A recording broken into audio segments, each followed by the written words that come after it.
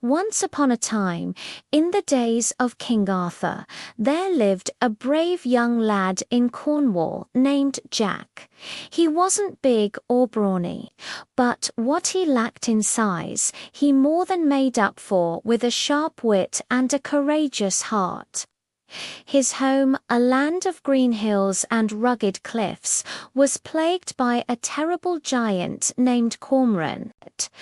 This monstrous brute lived in a cave atop St. Michael's Mount and terrorized the countryside, snatching cattle and sheep and striking fear into the hearts of all who lived nearby. The villagers were at their wits' end. One day, Jack declared, "I will rid us of this monster." The townspeople, though doubtful, admired his bravery. That evening, under the cloak of darkness, Jack rowed a small boat to the island mountain, armed with only a pickaxe, a shovel, and a horn. He set to work. All through the night, he dug a deep, wide pit near the giant's cave, carefully covering it with sticks and straw to make it look like solid ground. As dawn broke, Jack stood at the edge of the pit and blew his horn with all his might. The loud, sharp blast echoed across the mountain, waking the sleeping giant. Cormoran, furious at being disturbed, roared and charged out of his cave. "You impudent, flee!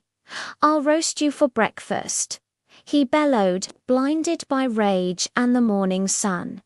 He didn't see the trap. He took one heavy step, then another, and crashed straight into the pit Jack had dug. The fall stunned the giant, and before Cormoran could recover, Jack leaped down and, with one swift, decisive blow, ended the giant's reign of terror forever. When Jack returned to the village, he was hailed as a hero. They gave him a new name, Jack the Giant Killer. He was also given the giant's treasure, a fortune in gold and jewels, which he shared generously with the poor. But Jack's adventures were far from over. News of his deeds spread, and soon he heard of another, even more fearsome giant named Blunderbore.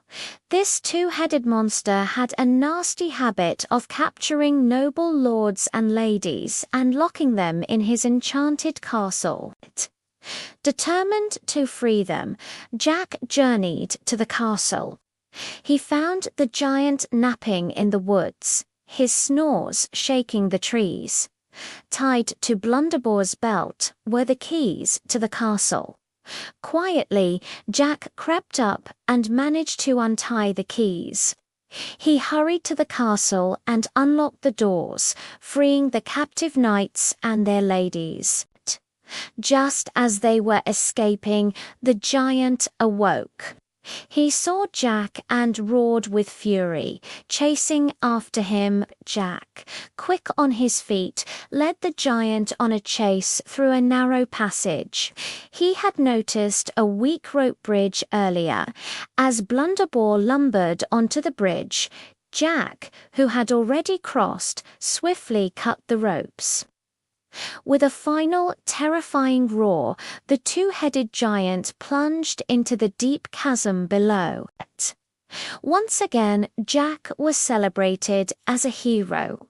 The rescued nobles rewarded him handsomely, and his fame grew throughout the kingdom.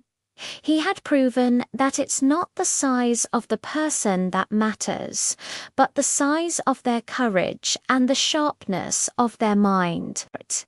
Jack continued his travels, always ready to help those in need and stand up to bullies, no matter how big they were, leaving a legacy of bravery that would be told for generations to come.